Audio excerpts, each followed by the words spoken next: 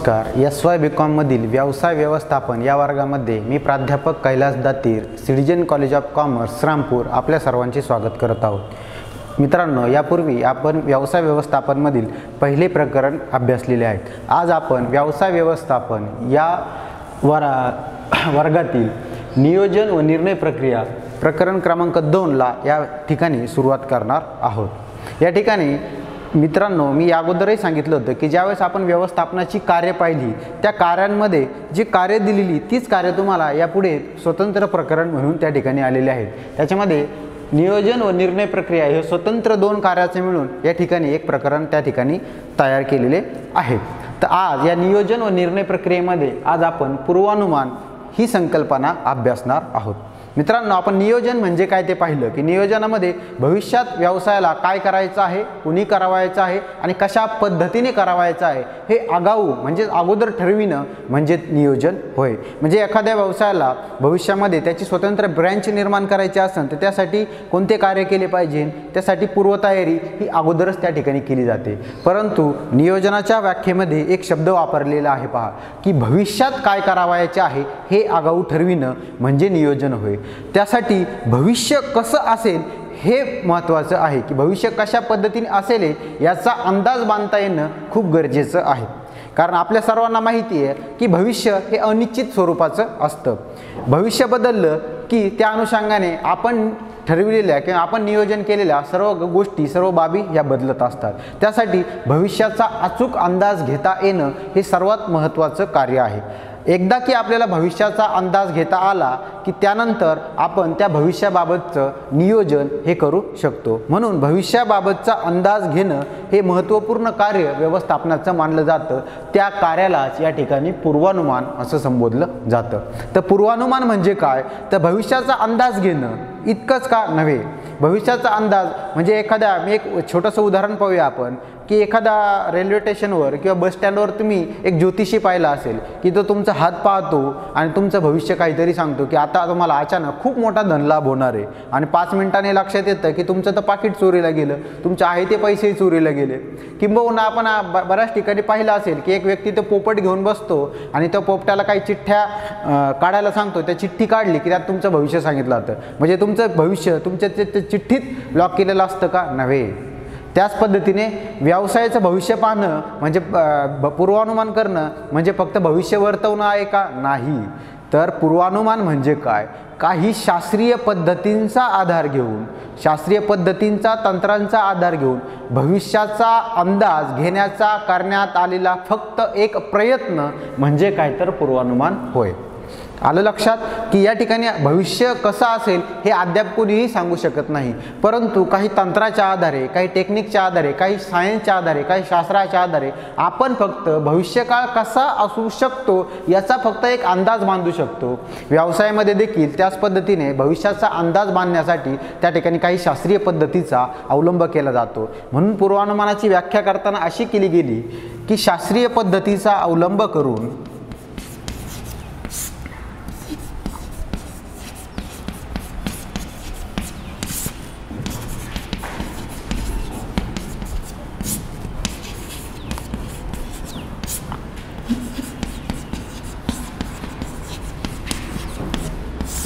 भविष्याचा अंदाज घेण्यासाठी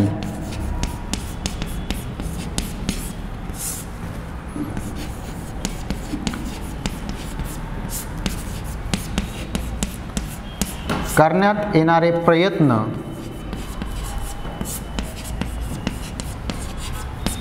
म्हणजे पूर्वानुमान होय.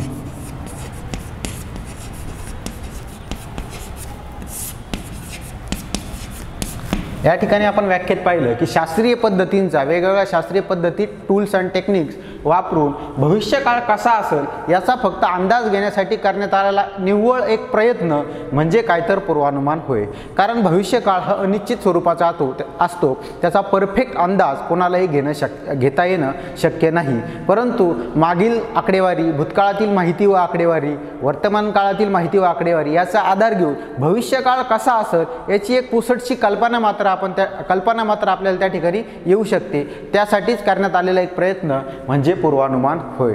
आणि एकदा की पूर्वानुमानाच्या आधारे भविष्यकाळ बऱ्यापैकी सुस्पष्ट केला की भविष्यकाळातील नियोजन करणं आपल्याला त्या ठिकाणी अशक्य हे होत नाही। म्हणूनच नियोजन करण्या अगोदर त्या ठिकाणी पूर्वानुमान करणं गरजेचं आहे आणि त्याचकरिता पूर्वानुमानाला नियोजनाचा पाया आहे असंही त्या ठिकाणी संबोधलं जातं। आता हे पूर्वानुमानामध्ये भविष्यकाळ त्या ठिकाणी कसा असेल याचा एक अंदाज घेण्याचा प्रयत्न केला जातो, परंतु हे पूर्वानुमान कशा पद्धतीने केलं जातं, ज्या पद्धती वापरल्या जातात त्या पद्धतीलाच त्या ठिकाणी पूर्वानुमानाची तंत्रे असं म्हटलं जातं। त्याला टेक्निक्स ऑफ प्रिडिक्शन असं त्या ठिकाणी म्हटलं जातं की पूर्वानुमान करण्यासाठी कोणत्या कोणत्या पद्धती त्या ठिकाणी वापरल्या जाणार आहेत त्या आता आपण पाहणार आहोत।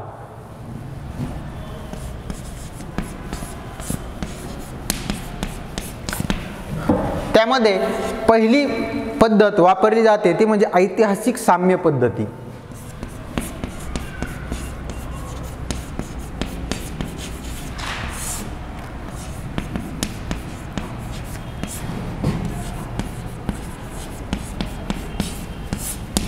मित्रांनो, इतिहासाकडे जर पाहिलं तर बऱ्याच ज्या घटना असतात त्या वारंवार एका ठराविक कालावधीनंतर रिपीट होत असतात, वारंवार त्या घडत असतात। याचं उत्तम उदाहरण म्हणजे एक हॅले नावाचा एक धूमकेतू असतो। तो दर 76 वर्षांनी आपल्या पृथ्वीच्या कक्षेतून जातो आणि पृथ्वीच्या कक्षेच्या जवळ तो दिसतो आणि याचा कालावधी किती सांगितला 76 वर्षांनी आणि ही याच्या अगोदर ही घटना वारंवार घडत आलेली आहे। याच्यानुसार आपण असा अंदाज बांधू शकतो की पुढील 76 वर्षांमध्ये तो धूमकेतू त्या ठिकाणी आपल्याला दिसणार आहे। हे का सांगता आलं की मागे इतिहास पाहिला असता ही घटना वारंवार एकाच कालावधीमध्ये काय झालेली आहे, वारंवार रिपीट झालेली आहे। त्याच पद्धतीने त्या ठिकाणी व्यवसायात देखील काही व्यवसायाचे चक्र असतात, तेजी मंदीचे किंवा आणखीन काही हवामानाचे चक्र असतात, हे वारंवार एकाच ऐतिहासिक कालावधीनंतर वारंवार रिपीट होत असतात। ते एक ज्या कालावधीनुसार रिपीट होत असतात त्याच कालावधीनंतर ते पुन्हा घडतील असा एक अंदाज बांधण्याच्या पद्धतीला त्या ठिकाणी ऐतिहासिक साम्य पद्धती असं म्हटलं जातं की यामध्ये काही ज्या इतिहासामध्ये ज्या घटना घडलेल्या आहेत आणि ज्या वारंवार एकाच कालावधीमध्ये घडत आहेत या अंदाजावरून आपल्याला भविष्यात असा अंदाज बांधता येतो की ठराविक कालावधीनंतर ती घटना पुन्हा त्या ठिकाणी घडणार आहे। म्हणजे आपण पहा की जून ते सप्टेंबरच्या दरम्यान पाऊस पडतो, हा कालावधी वारंवार रिपीट होत असतो, त्यावरून आपण पावसाळा कधी गृहीत धरला, जून ते सप्टेंबरचा कालावधी हा पावसाळ्याचा कालावधी समजला जातो। त्याच अनुषंगाने व्यवसायामध्ये काही तेजी मंदीचे चक्र असतात, त्याचबरोबर आणखीन काही गोष्टी असतात की जे वारंवार एका ठराविक कालावधीनंतर घडत असतात, त्यानुसार त्या पुन्हा घडतील या अंदाजावर भविष्याचा एक अचूक अंदाज करण्याचा प्रयत्न केला जातो। त्याला या ठिकाणी ऐतिहासिक साम्य पद्धती असं संबोधलं जातं। त्यानंतर दुसरी पद्धत वापरली जाते ती म्हणजे सर्वेक्षण पद्धत।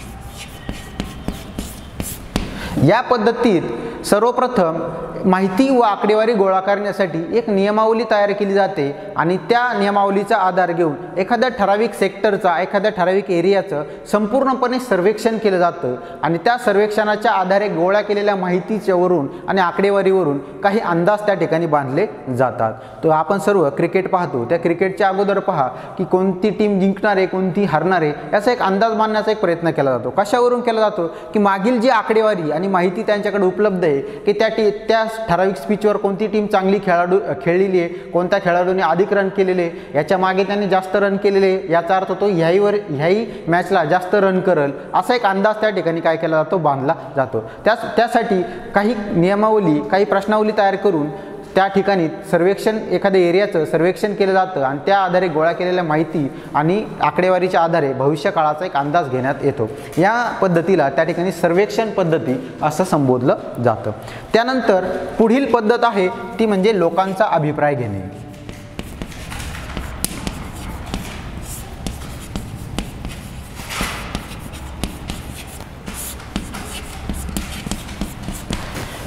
एखाद्या उद्योग संस्थेला ती उद्योग संस्था विकत असलेल्या वस्तू आणि सेवांबद्दल जर माहिती घ्यायची असेल किंवा त्या वस्तू आणि सेवांमध्ये काही बदल करायचे असेल तर त्यासाठी लोकांचा अभिप्राय घेणे ही पद्धत अतिशय उत्तम मानली जाते, की यामध्ये लोकांना आपण विकत असलेल्या वस्तू व सेवांमधून काय काय अपेक्षा आहे अशा प्रमाणात घाऊक व्यापारी किंवा किरकोळ व्यापाऱ्याकडून त्यांचे अहवाल घेतला जातो, माहिती गोळा केली जाते आणि त्या अनुषंगाने लोकांना आपल्या वस्तू व सेवांकडून आत्ता काय अपेक्षा आहे आणि भविष्यात काय अपेक्षा आहे अशी माहिती आपल्याला उपलब्ध होते आणि त्या अनुषंगाने आपण वस्तू आणि सेवांमध्ये बदल केला की जनता आपण विकत असलेल्या वस्तू व सेवा काय करते, स्वीकारायला तयार होते। याचं कारण म्हणजे काय की लोकांच्या आपल्या वस्तूकडून असणाऱ्या भविष्यातील अपेक्षा आणि वर्तमान काळातील अपेक्षा आपण पूर्ण केलेल्या असतात। यासाठी वापरल्या जाणाऱ्या पद्धतीला लोकांचा अभिप्राय घेणे ही पद्धत त्या ठिकाणी म्हटली जाते।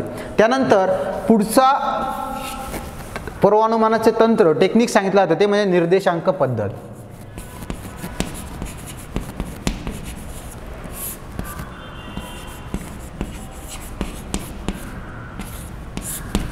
यामध्ये त्या ठिकाणी ज्या पण एखादं बॅरोमीटर असतं, तापमापी असते की जे तापमान चेक करतं, त्याच पद्धतीने व्यापारासाठी निर्देशांक पद्धत ही भविष्यकाळातील अंदाज घेण्यासाठी एक पद्धत वापरली जाते, की या अनुषंगाने व्यापार चक्राचा व्यवसायावर काय परिणाम होणार आहे याचा एक अंदाज त्या ठिकाणी बांधून त्यानुसार व्यवसायातील नियोजनामध्ये बदल केले जातात, की व्यवसायाचं भविष्य काय असेल याचा एक अंदाज घेण्याचा प्रयत्न केला जातो।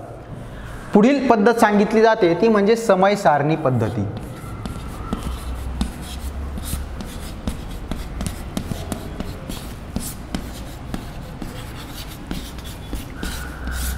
ही पद्धत बऱ्याच प्रमाणात त्या ठिकाणी ऐतिहासिक साम्य पद्धतीशी निगडीत आहे, की यामध्ये इतिहासामध्ये ज्या ज्या घटना घडलेल्या आहेत व्यवसाय संदर्भातील ती माहिती व आकडेवारी गोळा केली जाते, परंतु या ठिकाणी मात्र ती आकडेवारी एका टेबलच्या माध्यमातून किंवा एखाद्या चार्टच्या माध्यमातून काय केली जाते, डिस्प्ले केली जाते आणि त्या चार्टमधील जी चढ उतार आहे त्या अनुषंगाने भविष्यात कोणते चढ उतार होणार आहे याचा एक अंदाज त्या ठिकाणी बांधता येतो, की व्यापार चक्र आपण पाहतो की कधी तेजीचा कालावधी असतो, कधी मंदीचा कालावधी असतो। हा जर एका चार्टवर घेतला तर किती कालावधीनंतर तेजी आणि मंदीचा परिणाम होतो, तेजी आणि मंदी किती कालावधीनंतर येते याचा एक अंदाज बांधून भविष्यात ती कशी असेल किंवा कधी तेजी किंवा कधी मंदीचा कालावधी येईल यासाठी देखील एक अंदाज आपल्याला या समय सारणी पद्धतीच्या अनुषंगाने घेता येतो। आणि सर्वात शेवटी पद्धत वापरली जाते ती म्हणजे सांख्यिकीय पद्धत।